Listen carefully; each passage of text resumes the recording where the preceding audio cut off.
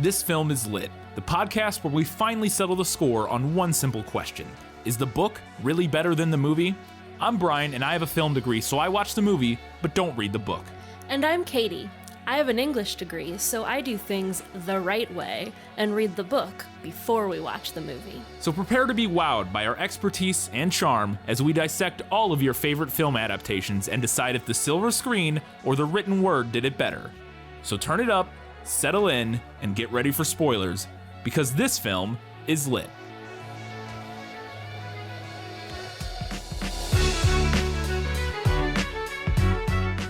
You give me a time and a place, I give you a 5-minute window. Anything happens in that 5 minutes and I'm yours, no matter what. Anything happens a minute either side of that, and you're on your own. It's Drive, and this film is lit.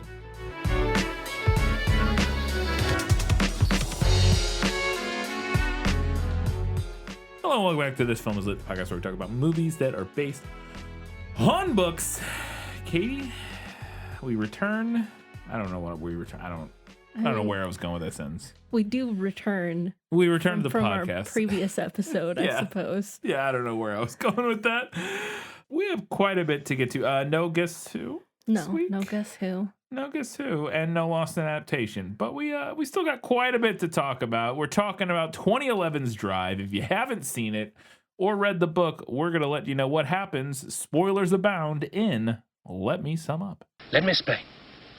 No, there is too much. Let me sum up. Drive follows the story of an unnamed man who has two jobs, stunt driving for the movies and getaway driving for criminals.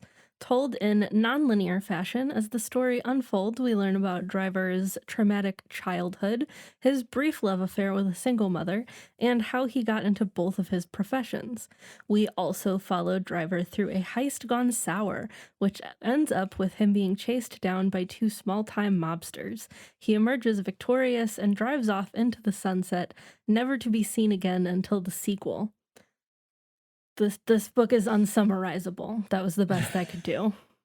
All right. Here's the movie.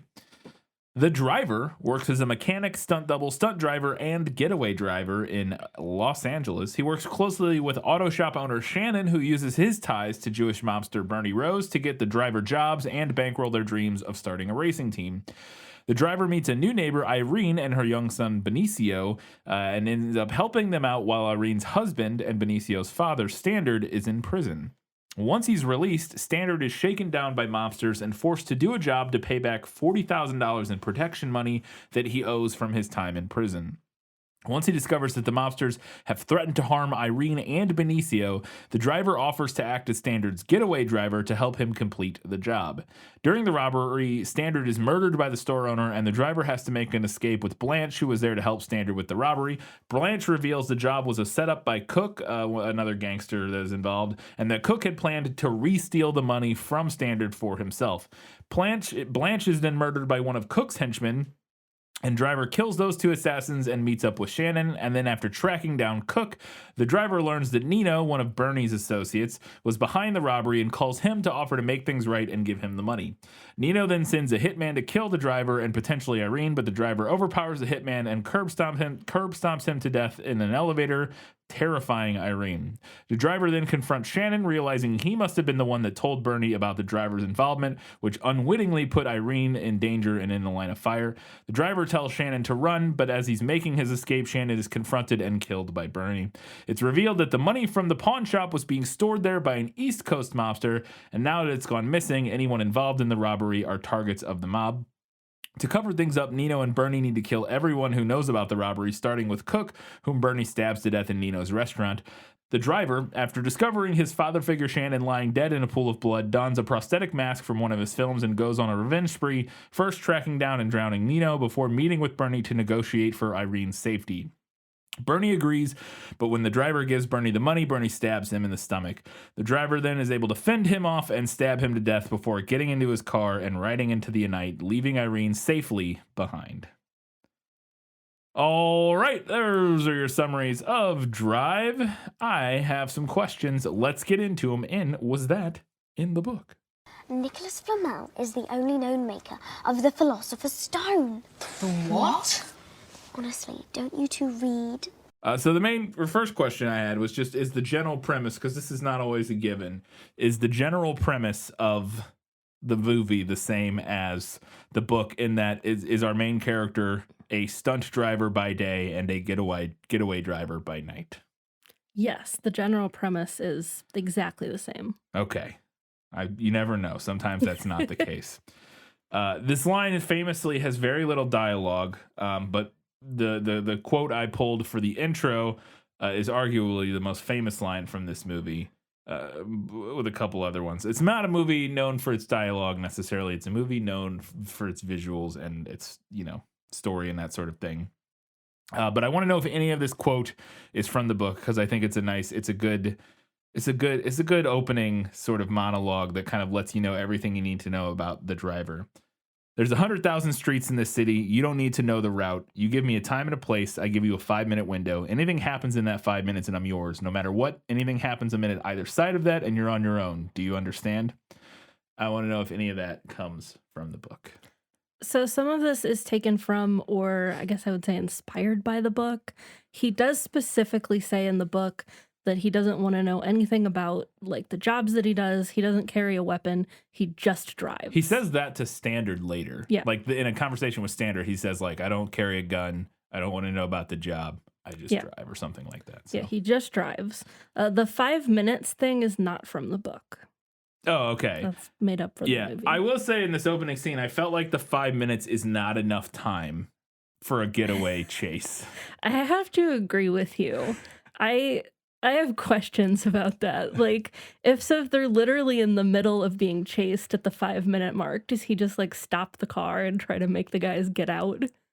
Like, yeah, it's a good line, but when I was thinking about it, because I was like, okay, so, because obviously the opening scene is longer than 5 minutes. Yeah. He seems to set a timer as soon as they go into the store. Yeah. It seems to be when he starts his timer. And I was thinking, so maybe the 5 minutes is he'll wait for 5 minutes before. Like if they're not back out in 5 minutes. Yes, like, so he'll be your getaway driver, leave. but you have 5 minutes from when. But that's not what he says. He says anything happens in that 5 minutes, I'm yours.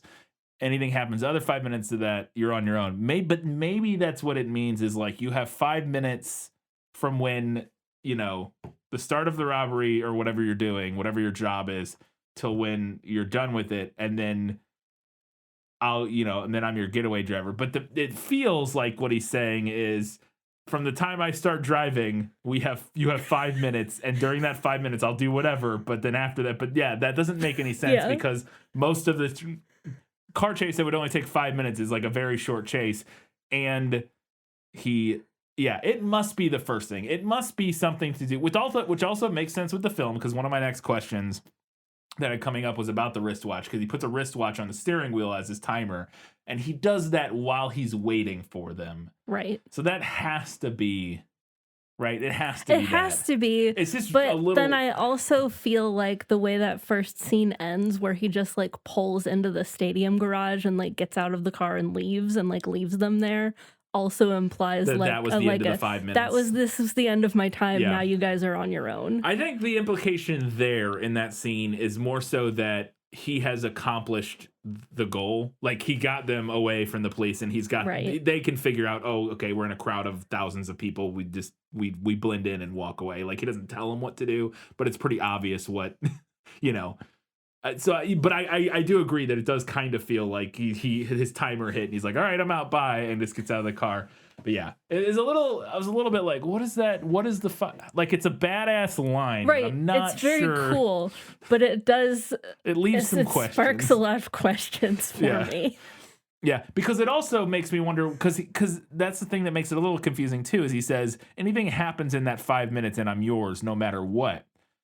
But if it's him waiting for the 5 minutes, he doesn't do anything during those minutes. He just sits in the car and waits. So it has to be the getaway. Like, I don't know. It's interesting. I'm not sure. I guess the idea is that the 5 minutes just sounds cooler than him saying like, and you got 28 minutes or like whatever, whatever a 30-minute when, Yeah. Because I would think that most getaway drivers, like, you would think it would have to be slightly more than 5 minutes would be like a reasonable window. Right.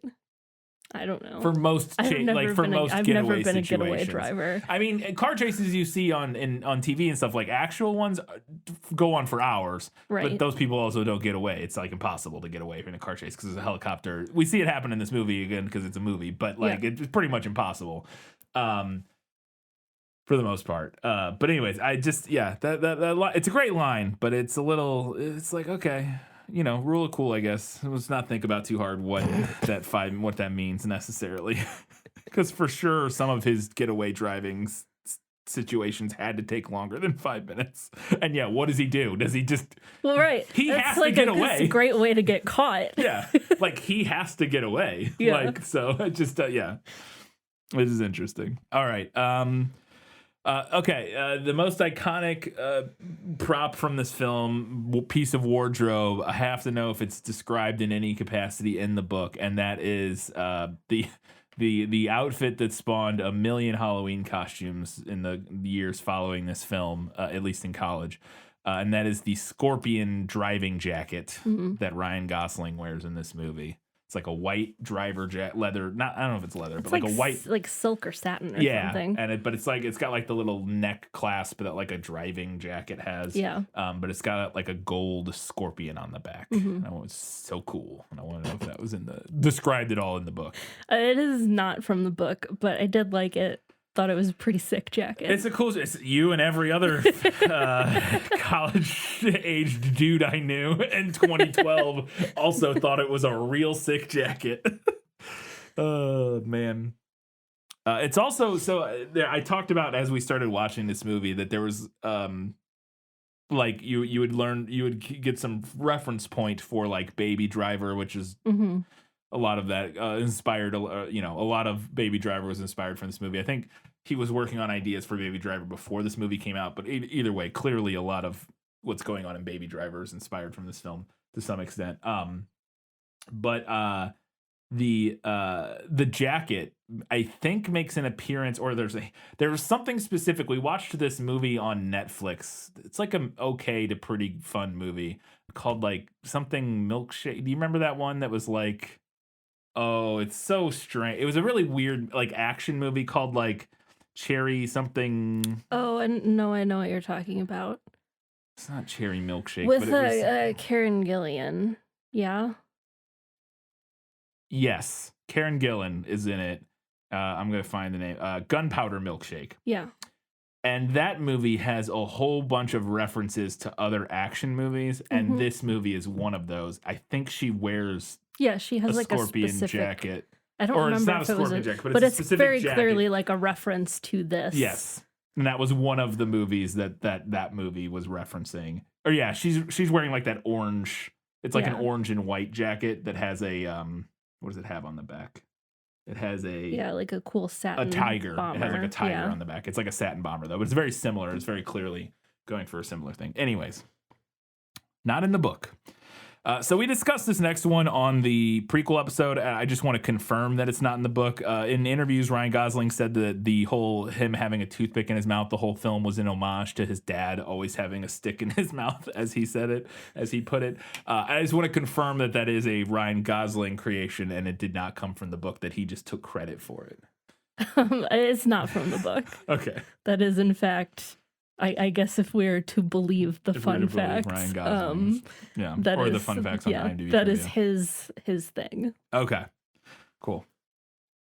So I mentioned it earlier, but I wanted to know if the very specific detail of him strapping his wristwatch to the steering wheel during getaway chases so that he can keep track of the time and like setting a timer came from the book, because it's the opening of this movie is very cool. And it's very reminiscent of it's like identical to Baby Driver's opening from my memory. I haven't seen Baby Driver since it came out, but basically like the exact way, like the getaway driver sitting there waiting and like blah blah blah. Is the wristwatch detail come from the book, because it's a nice little detail that I don't know, it just feels good. That's never mentioned in the book to my memory. Cool. Okay. I think because one of the things that I like about it a lot in the film is that and this movie does a lot of this. We'll get to kind of my overall feelings, especially, and obviously both of our overall feelings. I did enjoy watching the movie a lot this time maybe just as much, if not more, than I did the first time. Especially part of it is I didn't realize how many actors were in it that that I liked. Yeah. When I saw it the first time. Like I think when I saw it when it first came out, the only person I recognized was Ryan Gosling and Bryan Cranston. But even then, I never really watched Malcolm in the Middle, and this was like I hadn't watched Breaking. I don't even know if Breaking Bad had started yet. It might have been close. It was right around the time Breaking Bad was starting. I think it was like in the ballpark. But like, I didn't know who Christina Hendricks was. I didn't know who Oscar Isaac was. I didn't really know who Carey Mulligan was at the time.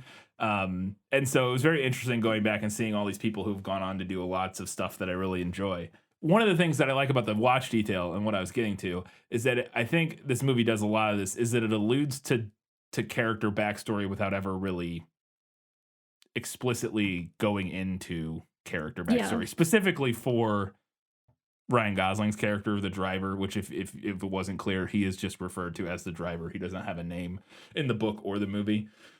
And I like the watch thing because you can just kind of imagine that there's some backstory to that watch. I don't know what, it's just those little things, but the movie actually never explicitly says anything like that. And it is also one of my biggest failings with this movie that we'll get into is that I think it's hard, at least I had a hard time kind of connecting with it emotionally in any real way. We'll get into that more as we kind of move along through this. But, and one of the reasons I had that trouble was that I just didn't really connect with any of the characters super strongly.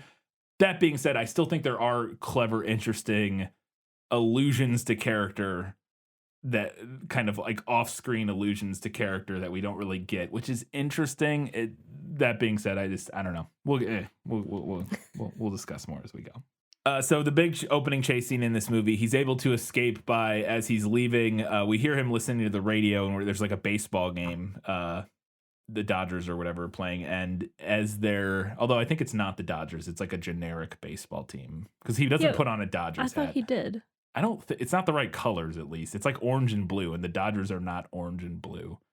If it is, I missed. Okay. I don't know because the Dodgers are white and blue, and he puts on an orange and blue hat. I thought it was, but I guess I was just looking at the blue and not really paying attention to the orange. I think it's just like a fake team, but I could be wrong. I think it's just a random. I can't. Googling is not doing anything for me here, so I'm gonna have to come back on that one. But anyway, it doesn't really matter. But he's able to make the getaway here by eventually getting to a parking garage right as the baseball game is ending, and everybody comes filing out. Yeah, so that chaos. If you've ever left, a major sports event, or any sporting event, the chaos of everybody leaving, and there's just people everywhere and cars everywhere, and it's just chaos. And that's like how he's able to blend in and get away. And I wanted to know if he does that in the book because I thought that was a clever getaway chase scene ending. It is not from the book, but I agree with you. I enjoyed that. I thought it was clever. Cool.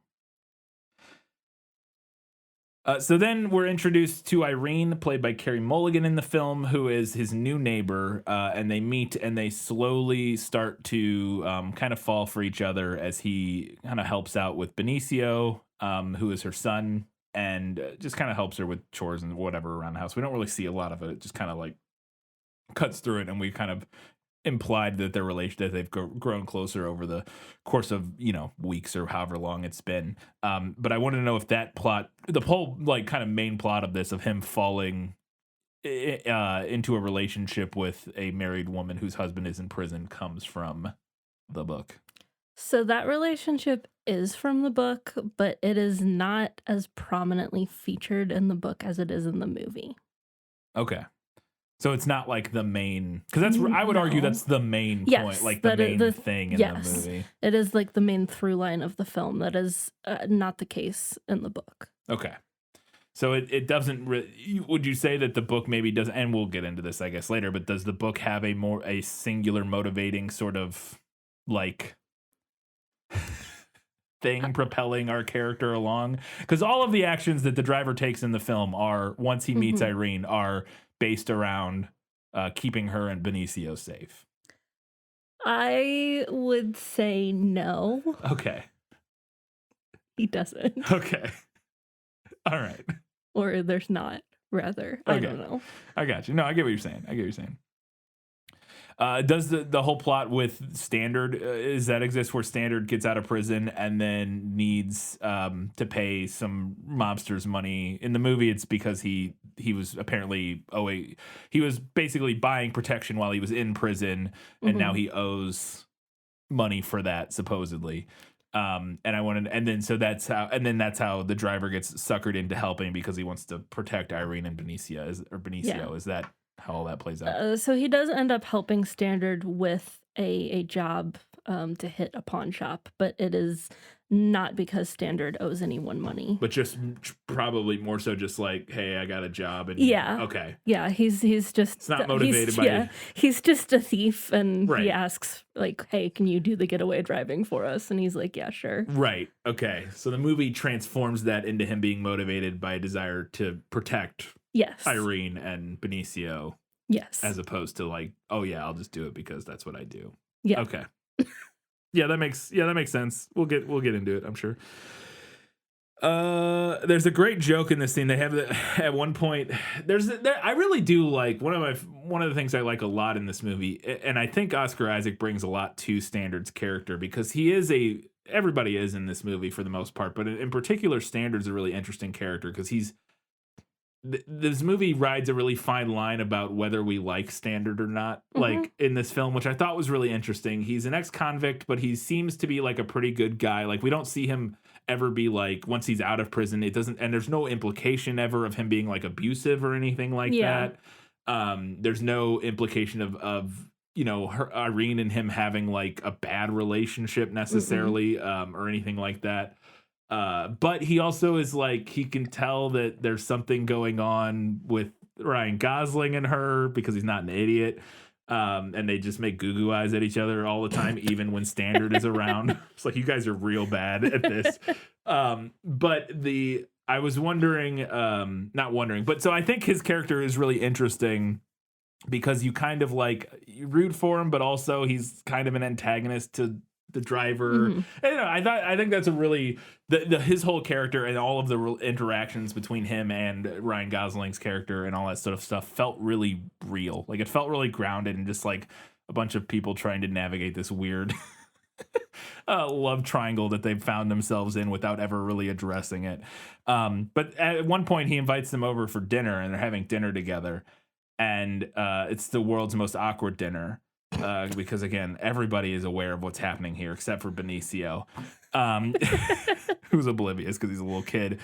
But Standard, in an seeming attempt to kind of like, mark his turf, tells this story about how he and Irene met.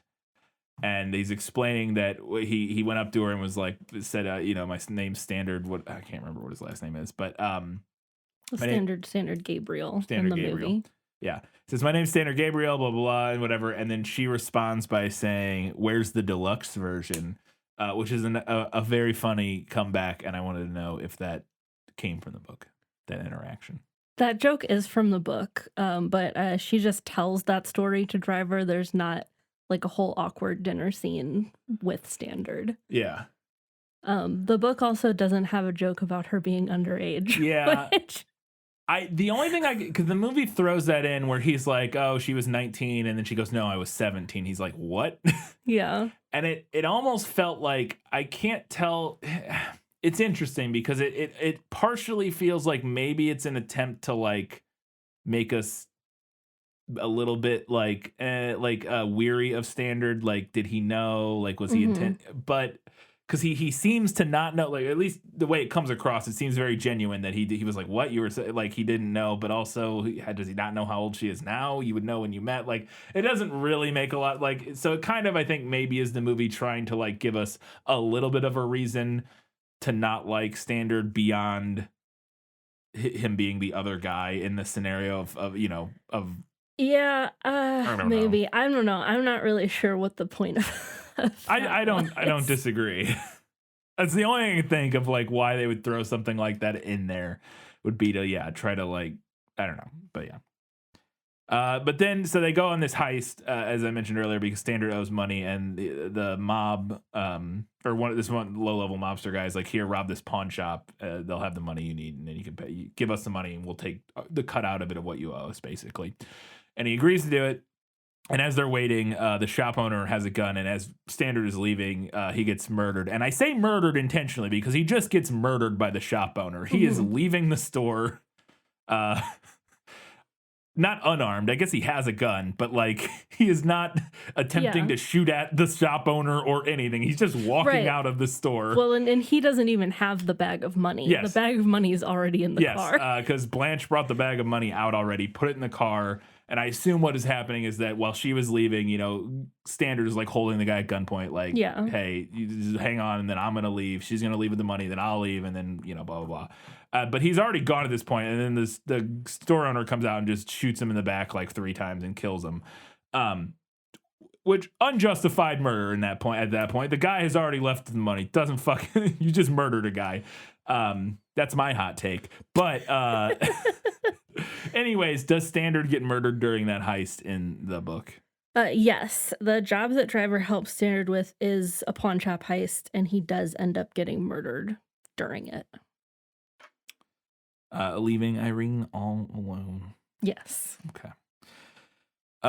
So then now everything is gone tits up, as they say. At this point, Blanche has also been murdered after she told him that it was all like a setup, kind of.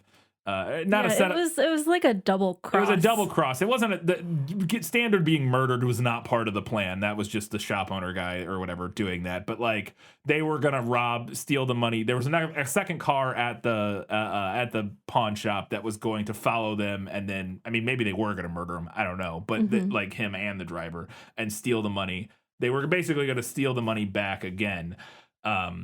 And then we find out later that this is mob money, and it gets even more complicated, and there's all these layers to it. But initially, the whole thing was that Cook and Blanche were teaming up to basically steal this $1 million. And he figures this out and then he's able to go track down Cook, the guy who set up this whole double cross, who's either runs a strip club or just hanging out at a strip club in the back room. I don't know. But he has this scene where the driver goes in and grabs him and just wails on his hand with a hammer. And then holds a bullet to his head with a hammer and like threatens to kill him if he doesn't tell him where or who set up the double cross or something like that. He's trying to find out like who the next guy up is. Yeah, basically trying to figure out like who are you doing the job for or whatever. Who are you working for? Basically. And the guy does eventually tell him that it's Nino, I believe. Yeah. But the scene is great. I say great. It's a very traumatic scene, but it's a very intense scene. And there's this moment where the camera keeps pulling back to a wide shot, and it's just Ryan Gosling in his jacket with a hammer, standing over a guy laying on the ground, and all of these naked strippers sitting in the background, like not giving a fuck. And it's a great tableau. And I wanted to know if that scene was in the book. So none of that is from the book. But I kind of loved this scene. All the strippers not giving a single shit watching him beat a guy with a hammer was such a mood. Yeah. They're like, oh, fuck. They just don't even react. Yeah. One of them does. One of them runs out. One of them is like, and she was probably the smartest one. She's like, I'm getting the fuck out of here at the beginning. Like you see her kind of shuffle past the camera out the door. Well, the rest of them are just like, well, we'll just sit here and not say anything. They'll leave us alone, most likely. Mondays, am I right? Yeah, for real. And then finally, I completely forgot about this. I remembered a lot of what happened in this movie as we were watching it, like some of the like as we were going, oh yeah, I remember this. I remember Standard dying in the I remember all this.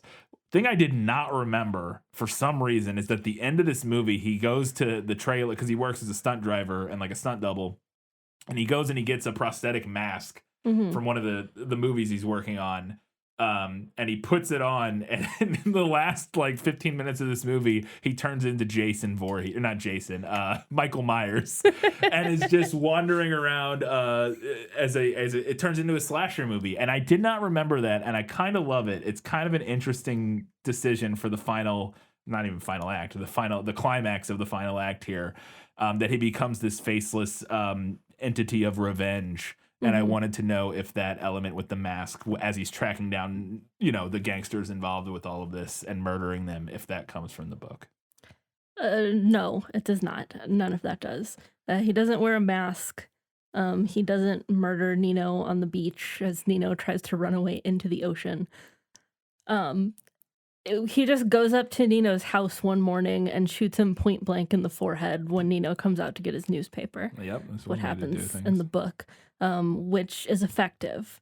It's effective, But- but it's not as interesting. know. And it doesn't really like, you know, because in the movie, the way he kills Nino, he crashes into him and then Yeah. like pushes him off a cliff Yes. and then drowns him in the ocean. And I think the idea of having him use his car as No, for you know, sure. since he's a the driver. movie's version is more exciting, more cinematic, ties in better thematically. I also like that it calls back to the beginning because we see him wear that mask earlier in the film Yeah. while he's working on the stunt. And I like that it calls back to his work in the movies at the end there because the book kind of forgets Yeah. that he was a stunt driver like halfway through. Yeah. Yeah, I think it also definitely, you know, I think at least to me, it kind of feels like getting into thematically what that ending is kind of saying. And it is, I think that, like I said, it's maybe my least favorite thing about this movie is I didn't connect with it super strongly thematically. I think there's some interesting stuff going on, but it's not anything that I like super deeply connected with in a way that like, you know, I found really moving or like, you know, identifiable or whatever. But I think there's layers to, like, with the mask thing at the end. Obviously, we get allusions to things, like I said, like, you know, slasher movies and Jason or Michael Myers or whatever. And because he even does the thing where he like stands there silhouetted, like very still, like he looks. Yeah. It's very clear that they're Yeah. alluding to like Michael Myers. But like, I think obviously with the mask thing, there's also the layer of like, you know, I think a big part of what Ryan Gosling's character maybe not struggles with is the right word, but is what the movie is about is like identity and like purpose and like finding purpose and finding, because he's, you know, he's this stunt driver. He's this guy in his late 20s or whatever. He's a stunt driver. There's a line in the discussion early on about him kind of like playing, you know, second fiddle to everybody. And like, he wears a mask and just like crashes cars and then like nobody cares. Like he's not, you know. And then I think at the end, there's definitely with him putting that mask on. I guess I don't know exactly what I think the movie is saying with it, but I definitely feel like there's a point trying to be made in terms of like when he's wearing this mask and he now has a purpose in his life, which is to protect Irene and Benicio or whatever. And I wonder if maybe what it is that after he sees Irene so horrified when he beats that guy to death in the elevator, and she's like freaks out and like looks at him like he's a monster, maybe for his own psyche it's like this layer of like removing himself from like a layer of protection. the violence that he's committing is by putting this mask on. He doesn't have to be the monster anymore. This you know, this mask is the monster kind of thing. I think that's part of it. But yeah, I think that's the biggest thing is I struggled to kind of figure out what the movie was wanting us to get. Like, what am I supposed to connect with in Ryan Gosling? It's just that he's like, because he's just a guy. Like, he's just a dude Yes. who works a job. It doesn't feel like this movie has anything really strong to say about like classism or about like, you know what I mean? Like, about like crime really necessarily. It doesn't feel like they're saying anything about systemic crime or No. anything like that necessarily. You know, and I have more notes about this later, and we can talk about it more like in some of the odds and ends and stuff. But I don't know. I guess that was my biggest problem. Not even problem, because I still really enjoyed it. I think that was the thing that that kept the movie from like really vibing with me in a way that like I like loved it or whatever. Which is just like I don't know what I'm supposed to be like identifying with this character or how I'm supposed to be identifying with this character. See, and that's interesting because for me, like I totally understand what you're saying, and I don't even disagree with you. But approaching it, having read the book, the movie has so much more of a thematic through line than the book does. Yes. and the movie definitely does. Like I said, there's stuff there. Yeah. There's stuff there. There's sure stuff there about like identity and purpose and like, you know, and we talked about in the prequel how Ryan Gosling talked about how this guy who the producers were talking about how they were drawn to the script because the character is like, he's this guy who like is good at one thing and he doesn't apologize about it, and is like, Yeah. he's like this And old I school totally character. get how they got that from the book. Right. Yeah. But Ryan Gosling talked about the character, and he said that he found it really interesting because to him the character is this guy who's like can't tell the difference between real life and movies anymore, and I think that also ties into the ending with the putting the mask on kind of thing. Yeah, for sure. And so there's layers there, but again, it's like I don't like when I come out of it, I'm not like, well, the point of Drive was right. What? And I will say that I think there is value, artistic value, interesting value to just telling a really cool, interesting slice of life story without like a real succinct point or like moral, like, or whatever. I don't think you have to have that. And I think what this movie does best is that it just shows us these interesting characters living their lives and just kind of gives us this little like, you know, just this little fucked up scenario. This little fucked up tragedy. It is a tragedy. Like, yeah. It's just like this little fucked up tragedy of this guy who meets this girl and kind of the weird way their interaction or their relationship kind of fleshes out, and then what ends up spiraling out of control because of that, and how his life kind of spirals out of control because of that. But I'm not supposed to really, or I'm not sure what I'm really supposed to be like, so because of that, I should be... What is the thesis yes, of what Drive? is the thesis I feel like of Drive is my question. Our question here.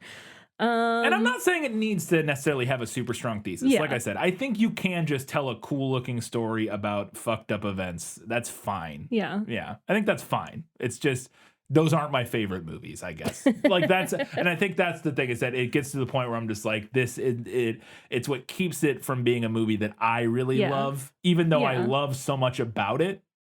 It, as a whole, it kind of just, me not being able to really like identify and connect to the thesis of the film keeps it from being something that I'm like, wow, I loved that movie. That's understandable. You know what I mean? Yeah, like, no, I think that's totally valid. Coming from the book, it just didn't really bother me. Yeah. No, and that makes sense. And like I said, when you're coming from something where when you finished reading that book, you were not thrilled. You did not enjoy that book. And so then watching the movie, yeah, I could see being like, wow, this is so much. Oh, look, it's like, oh, we got what an improvement. What an improvement. I can totally get that. And like I said, this is not a criticism, not a criticism. It is a criticism to some extent. It's not a dismissal of the film. I really enjoy the film, and I liked it. Watching it again this time, I was like, wow, that's a very well crafted film in so many ways. And yeah, it doesn't have to do what I necessarily was looking for, but I just prefer movies that do. I don't know. Anyways, all right, those are all my questions. I'm sure we'll pontificate on that more here shortly, but now it's time to find out what Katie thought was better in the book. You like to read? Oh, yes. I love to read. What do you like to read? Everything. Okay, so let's talk about Carey Mulligan's character first off. So there are two female characters that Driver meets in this book. The first one that we meet is this lady named Trudy. And when she was introduced, and I read there's a little description of her. It's the only character description in the whole book. And I read it, and I'll read it in a minute. So I read this description and I was like, oh, that must be Carey Mulligan's character. Okay. And then the other female character is a Latina woman named Irina, whose husband is in prison, who has a son named Benicio. And I was hoping going into this film that Carey Mulligan's character would somehow be an expansion on the first lady. Yeah, Trudy. Whose name was Trudy. But they did in fact just whitewash Irina. I had heard this. I had heard that originally Carey Mulligan's character was also Hispanic. Yes. Yeah. I was aware of that. Yeah. Which I don't know. I don't know what we're doing here. It's not like there's a shortage of lovely and talented actresses of Latin descent. So I want to read some little bits from this interaction with the Trudy character in the book, though, Okay. for a couple reasons. One, because I think as soon as I read it, you'll understand why I immediately thought this was going to be Carey Mulligan's character. Okay.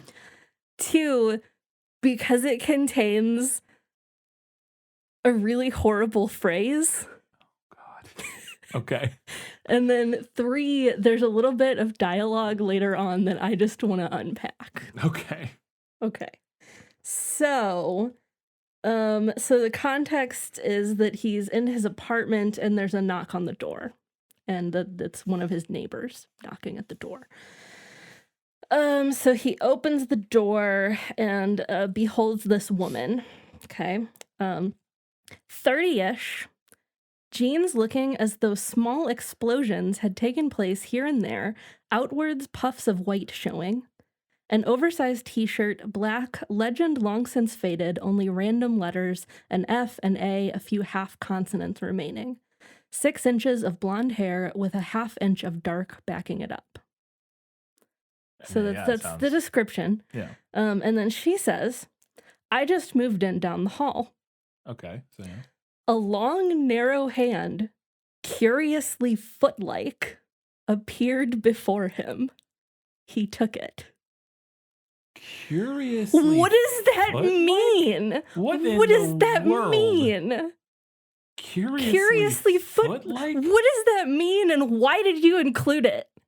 James Salas? Because didn't he also say long and thin? Wait, what was the read that sentence again? A long, narrow hand. Yeah, long, narrow hand. Curiously foot-like. Does she have really short, stubby fingers? What does that mean? That's the only thing that would make any. I mean, it's just, you know my feelings on foot, guys. It's that's all this is. That's all this is. Okay, so there's that. So he continues talking to Trudy, and she apparently has an accent. He determines that it's a Southern accent and thinks like, oh, maybe she's from like Alabama. Okay. Okay. And then he says to her, can I get you something? I think there may be a beer or two left in the fridge, what you'd probably call the ice box. And she says, why would I call it that? So just what I want to talk about here. And I understand that the point of this little exchange is to show us that Driver is like a weird, socially awkward fuck, because he is. Yeah. But what's interesting to me is that through her response, the story is calling out his obviously weird assumption about like where she's from and what kind of colloquialisms she might use. Yeah. But why are we not calling out the fact that he felt like he needed to explain the word fridge? That's true. What? My brother in Christ, why do you think she doesn't know what a fridge is? It makes sense the other way around. Like if this is set in the South and he's like, oh, beer's in the icebox. Sorry, the fridge. Yeah. But it doesn't work swapped. I think it only works in the sense that, like you said, just establishing the fact that the fact that it doesn't make sense is the point because he's awkward. Like, right, like an awkward person would be like, that. I get that. Yeah. But if I were Trudy in this moment, my response wouldn't be, why would I call it an icebox? It would be, why do you think I don't know what a fridge is? I see what you're saying. Yes. Right. Yeah. I see what you're saying. Yeah. From her perspective. Right. Yeah. No, it is very strange for sure. It's very strange. Not as strange as the foot thing, but it's very strange. Curiously foot-like. So when he first meets Irina in the book, she tells him, blah, blah, blah. He says, what about Benicio's father? We were married for about 10 minutes. His name is Standard Guzman. Then the joke about Deluxe, Standard and Deluxe, blah, blah, blah. And then Driver says, what's he do? And she says, lately he's been into charity work, helping provide jobs for state workers. Driver was lost. Seeing his expression, she added, he's inside. So she's got like a little jokey joke Little joke about him being in prison, Mm. which I thought it's interesting. I feel like it adds a little layer to her character. Yeah. She's got little jokey jokes. Another thing that I thought was really interesting about the whole love triangle in the book, as opposed to the way that it's portrayed in the movie, which I think what the movie does with it is interesting, but in the book, Standard and Driver like become bros. Yeah. After he gets out of prison, like he realizes that there's something going on between them, but he just like doesn't care. Yeah. And they just like become bros. Yeah. And like Standard even like he specifically asks Driver to take care of Irina and Benicio if anything happens to him. I think if the movie had spent more time in that second act, I think we would have gotten there. I felt like where their relationship was going in the film, we just didn't spend enough time. Like it goes too quickly from him getting out of prison and meeting Ryan Gosling to him getting murdered in the heist. Like there's not enough scenes, but I feel like that energy of the dynamic was there in the movie. Like he's suspicious of him, but it's like I feel like they could have just become friends and it would have been similar to what you're describing in the book. We just don't get it because there's not as much time with them like together in the film. No, yeah, I agree. There's also a cat in this book, a cat named Miss Dickinson. Great name for a cat. I know, it's a fantastic name for a cat. It's not really necessary to the story, especially because the movie pretty much removes the character that the cat belongs to. The cat belongs to the doctor who like patches up his arm after the that character's motel not in the room movie scene. because Shannon does that. Oh, he does? He? I thought there was another doctor. Oh no, there was. Character. There is that character, and he is Doc. He is called Doc. Yeah, he's called Doc. We see him briefly, but he's not. That actor, it's played by a very famous musician, I believe. I can't remember. I'll keep talking. Anyways, So that character has like a bit of a bigger role in the book, and we get to know him a little bit. And he has a cat, and that character does eventually die. And then Driver like scoops the cat up and like takes it to somewhere where like somebody can take care of it. But so I like that there was a cat, and I like that we know that the cat ended up okay.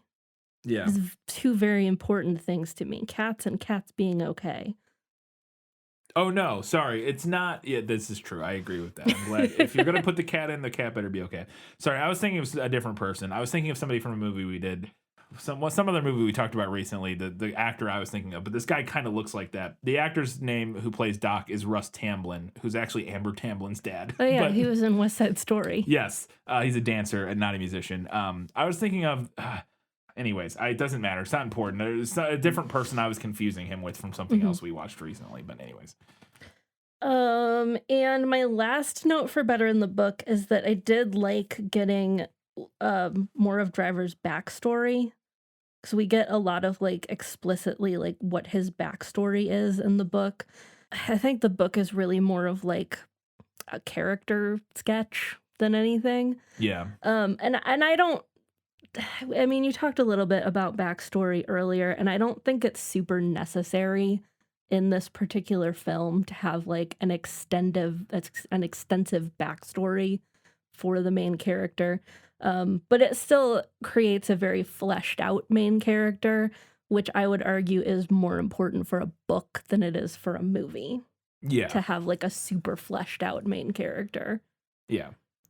Sorry, I realized okay, just to clarify who I was thinking of. I was thinking of Paul Williams, who was in something that I can't find now, that I'm pretty sure that we watched recently.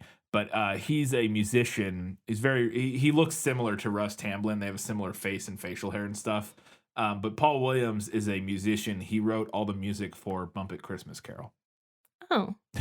Among lots of other things. But that's probably the most important thing. Yes, arguably the most important thing. I don't think he also did some voices in the Batman, the animated series. I think he was like Penguin or something like that. Good for him. Or something along that. He's done tons of stuff. Yeah, he was the Penguin in Batman, the animated series. Back to your point, yes. I think it would have been nice to get a little more backstory for Driver. Not necessary, like you said, but yeah, I could see it helping a little bit.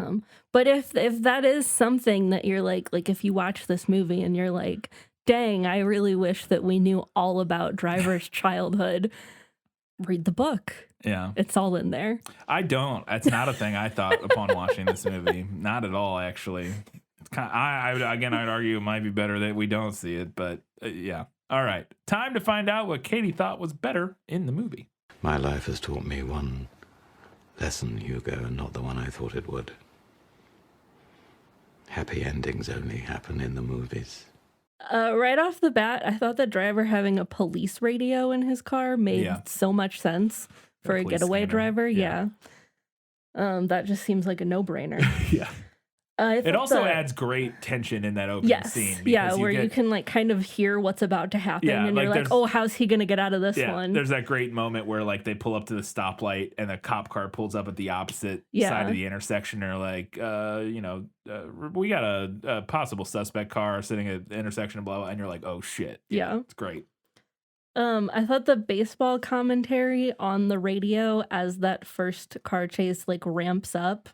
The commentary is kind of following the progression of the energy. Yeah. It's a little obvious, but it's fun. Yeah. And again ties into Baby Driver very clearly in that regard with the music, blah, blah, blah. But it's also really fun because you don't know why he keeps turning the radio up and you're like, what, are you really interested in the score of this baseball game? But you're realizing, oh, he's figuring out when it's going to end. Yeah. Like you don't until he pulls in that parking garage, you're like, oh, and it all clicks into place. Yeah. I liked the expansion on Shannon's character and tying that relationship into the Bernie and Nino organized crime element via the added race car driver plotline. The whole thing with the race car driver and him wanting to be like in the races is not in the book. Yeah. There is a character named Shannon who is kind of like a father figure to him. But he was like an older stunt driver. Yeah, and that's what Shannon was. Right, he was, but like he teaches him how to stunt drive, like shows him some tricks and helps him get started in the industry, which I feel like is kind of implied to have been something that Shannon did, but we don't actually see. Yeah, I think it very clearly wasn't. Well, no, because I think he does say in one conversation, he says, I think there is some conversation where he mentions like helping him get into the business. But they expand his role quite a bit. Yeah, they expand his role and then they tie him back into our mobsters. Yeah. Which makes so much sense to like make all of the elements of your story connect. Wow, how much sense that makes. Yeah. I liked that Driver's motivation in helping Standard rob the pawn shop is more directly linked to wanting to protect Irene and Benicio, as we discussed earlier. I also thought it was a really good call to make that pawn shop heist be the same heist with Blanche that goes sour. There's two different ones. It's two different ones in the book. And wow, it just makes so much sense. Yeah. Again, to take two similar events in your story and just, wow, cool, make them the same event. It's much cleaner. It's much easier to follow. We can just connect all the dots instead of having them be separate heists that have nothing to do with each other, and then make his feelings for Irene and Benicio the emotional through line of the story. Yep. That makes sense. Makes so much sense. The movie is overall much easier to follow than the book, in case you were not getting that from my other notes, especially at the end when he's hunting down Nino and Bernie. The book got very hard to follow in that last bit. Yeah, it's very clear in the film. He just goes and he finds one and he finds the other one and then wraps it all up. My last note here, Driver being unnamed works far better organically in the movie. We can never hear anybody mention his name, and it works. Yeah. In the book, we're with him the whole time. We're in his, it's third person, but we're like in his perspective most of the time. And he's always referred to as Driver, not the driver, Driver. And I couldn't help but read it as like a dumb white person name. Like naming your kid Mandolin or Apple. Yeah. Like Driver. Yeah, no, absolutely. And then I was like, maybe it sounds like one of maybe that just is his name. Maybe his name's just Driver. Yeah. Sounds like one of Mitt Romney's kids. Yeah. Yeah. God. I'm pretty sure he has a kid named Driver or something. Or maybe I think a writer. I don't know. I feel like there's a Romney that is a name like that. But Ugh. But feels so much more organic Yeah. in the movie. Yeah.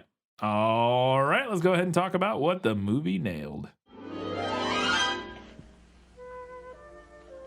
As I expected, practically perfect in every way. Oh, and he meets Irene for the first time, and he tells her, she's like, well, what do you do? And he says, I drive, and she responds, like a limo driver. Yeah. That's from the book.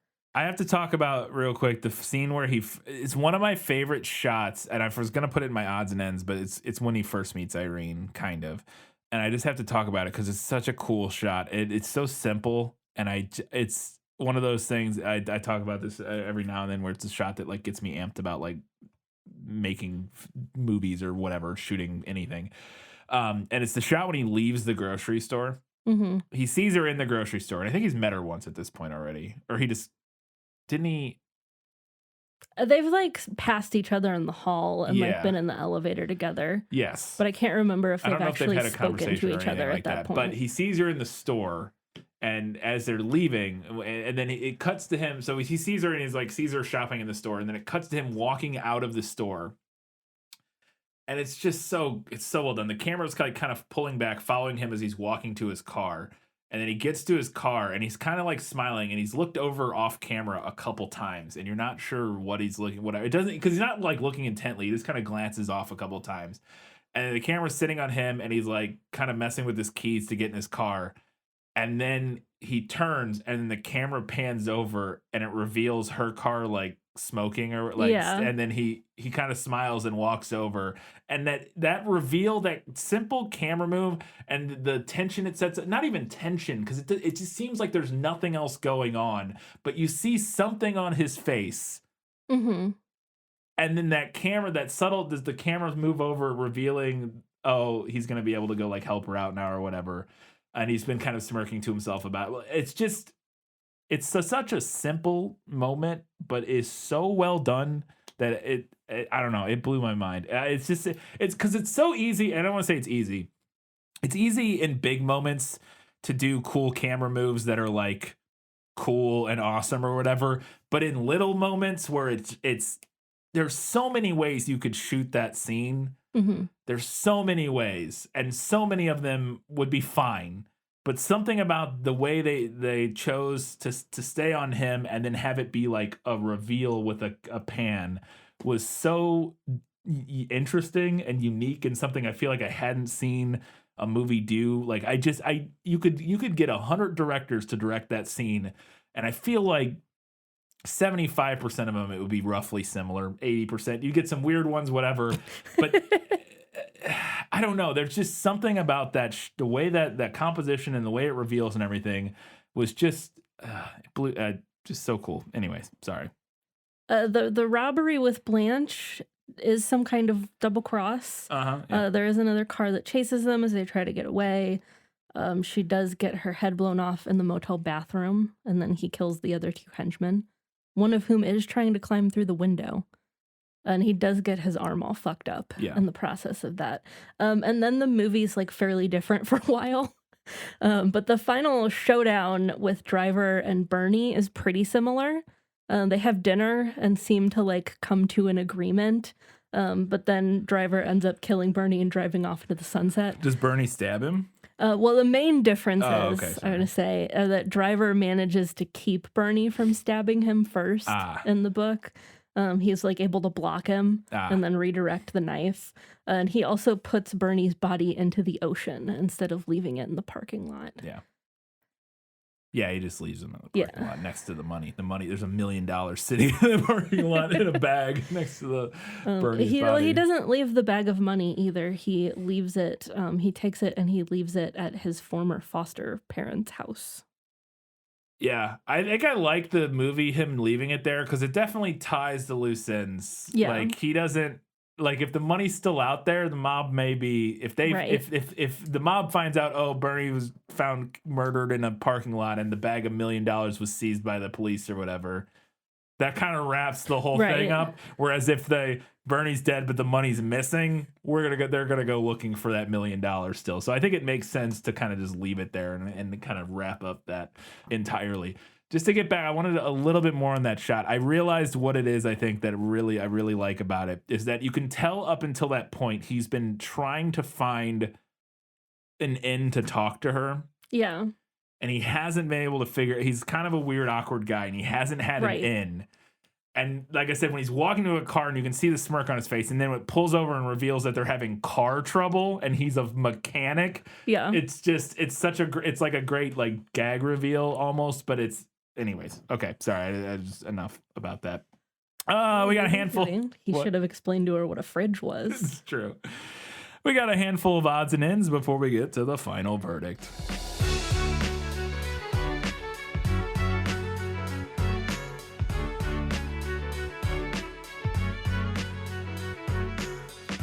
Speaking of clever shots, there's a moment where they're before the first heist. He's talking to Shannon, and he's walking. They're in Shannon's garage. He owns like an auto garage, and they're walking, and he's like clearly talking about the job he's going on, and he's like talking about the car, and then where the camera is like dollying past like muscle car after muscle car, and I kept being like, is it gonna be this one? Because I couldn't remember.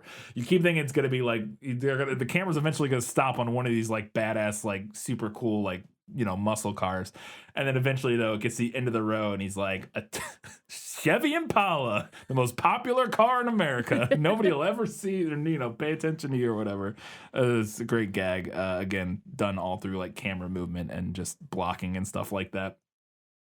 And also the score, again, I have notes about this here in a second, about the cultural impact this film had, but the score on its own, very good. Yeah. A very enjoyable, fun kind of vapor wavy. Again, it's the reason every movie sounded like this for a few years. I could see the influence on several films. Yeah. Following this one. Yeah. Definitely not as much on like blockbusters to some extent, but the low budget like thriller crime movie was dominated by the aesthetic of this movie, the overall vibe of this movie. It still hasn't recovered, honestly, but I thought it was really funny. I started laughing when he pulls up to that very first like heist where he's the getaway driver. Yeah. And the two guys are like standing in the street waiting for him. Wearing already wearing their burglar masks. Yeah. And I'm like, wow, you guys don't look suspicious at all. Yeah. You're just hanging out in the street with your burglar masks on. Sorry, balaclavas. Baklava's dessert. Balaclavas are, I realize that. I do that all the time. Balaclavas are the masks. Baklava is the dessert. But yeah, they're just like hanging. It's like, all right. Hopefully there's nobody around. Nothing to see here. Yeah. And kind of, I just alluded to it, but I truly am not sure that I could properly express the impact that this movie had on film students in the 2010s. As somebody who went to a small school with a small film program, the aesthetic of an entire generation of mediocre student films was born when this movie premiered. Like, it's nuts. I mean, I was one of them. I can't even pretend that I was not one of them. As I think back on it, a lot of the inspiration for my thesis, not thesis, what is it? I can't remember what it's called, but my senior film that I had to do to graduate or whatever, not a thesis, but practicum. That was what it was called. I shot a short film my senior year to graduate from the film program, and it is so clear that how the influence that movie had even on me. It's so much of it, the soundtrack, the lighting and everything, and nobody could recreate the lighting's hard as shit, especially film students. Unless you have some people that are just really talented, it is never going to look like this movie did. But like the dialogue, oh my God, the number of scenes I watched and read in student films and scripts that are just a man and a woman staring at each other, delivering one line every 30 seconds. I cannot express enough how much of an impact this movie had. And then also, I forgot that as good as the score is in this movie, some of the needle drops are so on the nose. Yeah. There's one early on where like they're sitting, it's after they meet, but then Standard is back. And then they're sitting, I think it's like during his party, we get like, or something, at some point there's this music playing where it's just like, all the lyrics are, I do nothing but think of you. And we're just cutting back and forth between Ryan Gosling and Carey Mulligan staring blankly just into space. making eyes at each other. Not even at each other. They're like just making eyes into space, thinking of the other one. And then at the very end, there's the, as he's driving into the night, the song playing is the chorus is over and over again is real human being and a real hero. It's like, okay, all right. Couldn't come up with a little bit more subtle of a song here for your end of your movie. Cool, great. But yeah, I truly, anybody who was around, in doing film school or anything like that in the mid 2010s, post 2011, I verify my experience, but I cannot imagine that everybody's experience wasn't identical to mine, where everybody wanted to make the next drive. Because the other thing is that it's like a low budget movie. Nothing other than the car chases, nothing in this movie is something you couldn't do right on a very low budget with, minimal like sets, since it's all just like in apartments and blah, blah. Like it's all very achievable, again, other than the car chases. And so it's one of those things that it's like everybody was trying to make the next drive. Pretty much. It also just appeals because I think that's also one of the problems I have with it thematically is it very much, and the movie is not an incel movie, but it very much appeals to like that masculine insecurity of college kids. Like I feel like there's a big sort of, like it's very easy for an insecure 20-something to latch on to Ryan Gosling's character and be like, man, he's so cool. Look at him. He just drives his car. He doesn't say anything. And he's a really nice guy who's just like quiet and, but she fell for there's incelly vibes to this where she's like married to a guy who's a convict or whatever. And like, who's kind of loud and blah, blah, blah. And more like, it's like a very typical, like Ryan Gosling's the nice guy who's like playing second fiddle and she won't leave her husband for him or whatever, blah, blah, blah. It's just, the whole thing oozes this baggage that is not the intent or like message of the movie. Like it's not what the movie is trying to do. It doesn't feel like it, but it's very clearly, it just it hits on some points that I think insecure 20-year-old guys latch onto. Yeah. Very easily. Yeah. So I agree. Yeah. I also could not get over how much I thought and I don't think it's supposed to be, but maybe it is. The mask he has on in the beginning and the end, it looks like a Bruce Willis. Like he's stunt doubling for Bruce Willis, doesn't it? Like I'm like, is he stunt doubling for Bruce Willis? Like, is that like a little like Easter egg joke? I like that as like a headcanon. Yeah. Like Well, I couldn't decide because I thought we saw the actual cop in the opening scene who he's doubling is like sitting in a makeup chair, but maybe it's not. I don't remember. Maybe that's a different guy. I like don't the know. implication though that like Bruce Willis is just off screen. Yeah, just off screen the whole time. Yeah, I actually think that's really fun, and I think that would be a fun. It might be what it is, but the only thing that made me think that wasn't the case was the like I said, I thought we saw the guy he was doubling for, and it was clearly not Bruce Willis, but maybe it wasn't. It might have just been another actor. I don't know. I noticed almost immediately that both Carey Mulligan and her son are wearing silly bands in this movie. Yes. Just all silly bands piled on their wrists. And I found that so delightful.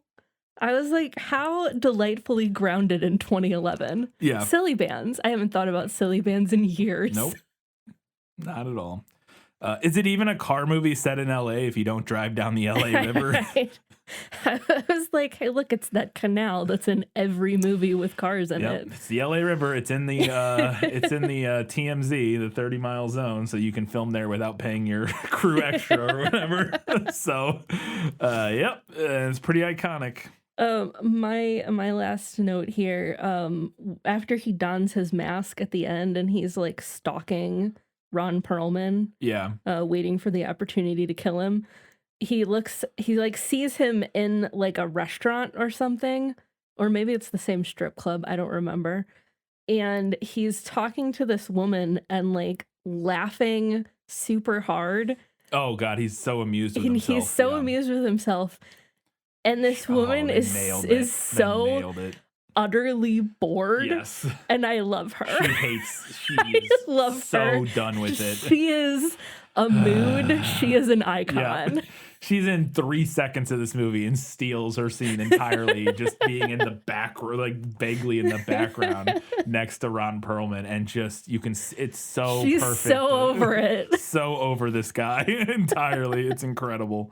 My last note was that I did not realize, because I don't think I had seen it at the time when I saw this movie the first time. I may have, but I can't remember.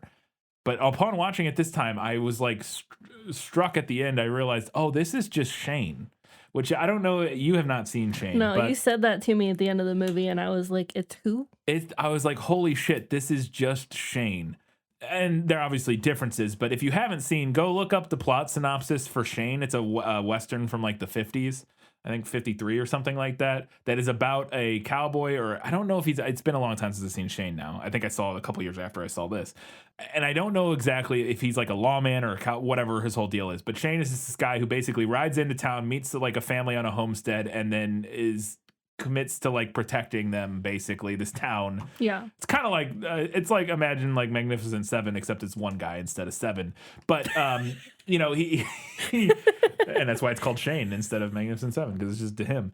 But he like protects this mother and her son or whatever, and then like, because he grows like really attached to them, and he basically knows it's like a suicide mission, blah blah blah. But he ends up saving them, but he ends up getting shot in the stomach.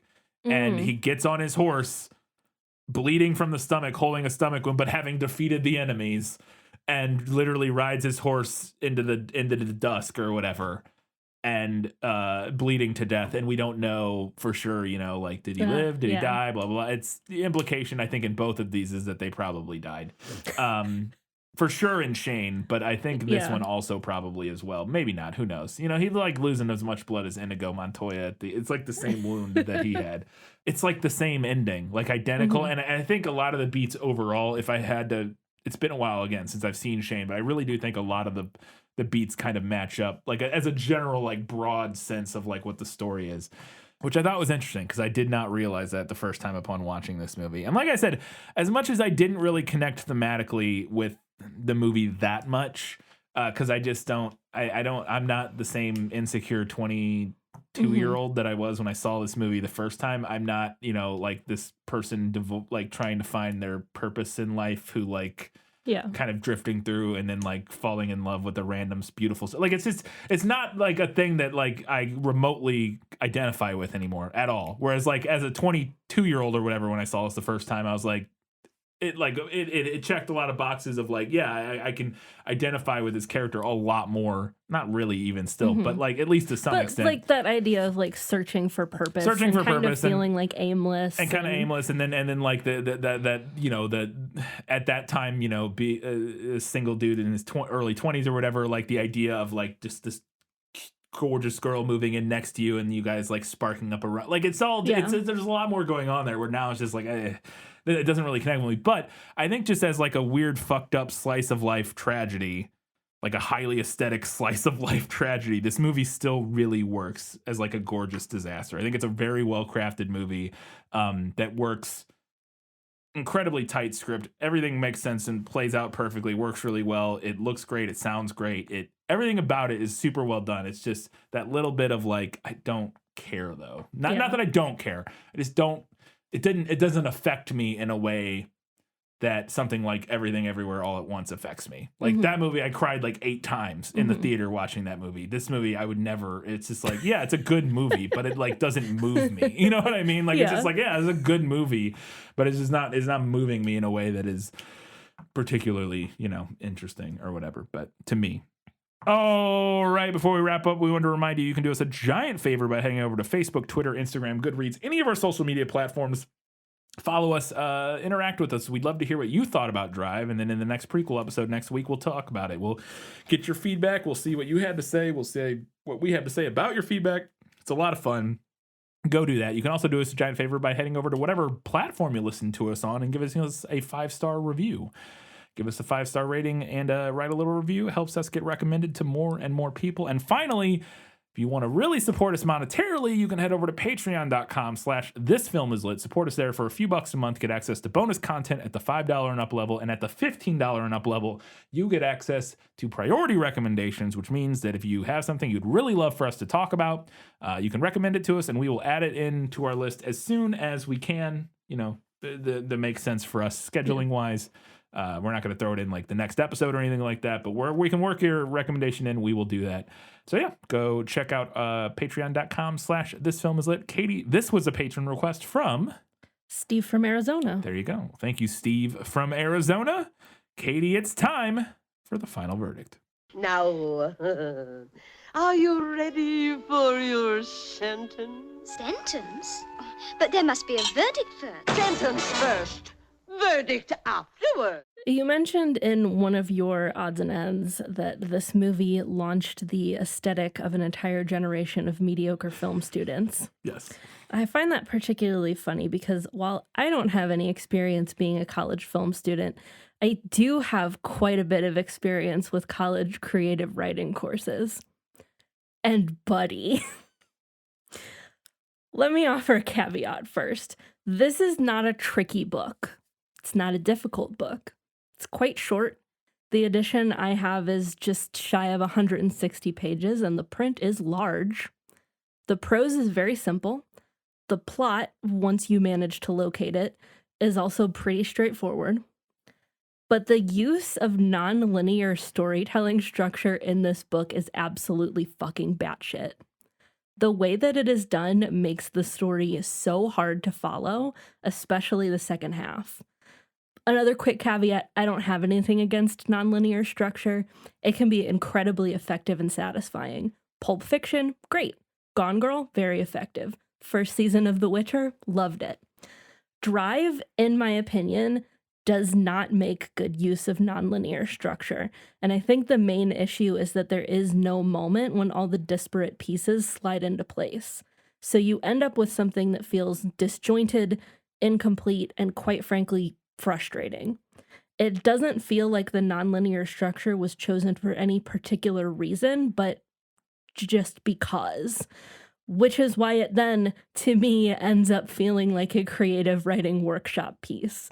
It feels like it was written that way to be aesthetic and cool, not because it works thematically or because it does something extra for the reader. The movie benefits enormously from dropping the nonlinear structure, as well as from tying Driver's relationship with Irene and Benicio to the heist gone wrong and allowing his love for them to become a solid, tangible, emotional through line in a story that desperately needed a solid, tangible through line of any kind. And it is for those reasons that I'm giving this one to the movie. All right, Katie, what's next? Up next, we're doing something that I'm very excited about because I have been wanting to do this basically since we started this podcast. And we will be talking about Chocolat. Yeah. The book is by Joanne Harris, the 2000 film adaptation. I have not seen this one. I actually don't know what it's about. I've seen the cover of this a million times at movie stores when I was 12 and 13, going to Blockbuster, and you'd be like, this is an interesting looking cover. It's like a green cover, I think, with the yellow text. I have a very vivid memory of the Chocolat cover because I was like, that looks interesting. It looks like an adult movie that is not... But anyways, or no, I'm thinking of, hold on, that's a different movie. This is the one that's like orange with the white, and with she's like giving him chocolate. Feeding Johnny Depp chocolate, yes. Wait, that's Johnny Depp? Yeah, that is Johnny Depp. I had no idea Johnny Depp. Johnny Depp kind of a doesn't year, even apparently. look like Johnny Depp. No, it really doesn't. Picture. It's younger Johnny Depp. Yeah. It's 2000. But I love this movie, and I even like the book as well. Wow. So I'm very excited to talk about it. Fun. I'm looking forward to it. I can't wait. That's going to be in 2 weeks' time. We're talking about Chocolat. And in 1 week's time, we'll hear what you all had to say about Drive, and we'll preview Chocolat. Until that time, guys, gals, non-binary pals, and everybody else, Keep reading books. keep watching movies. And keep being awesome.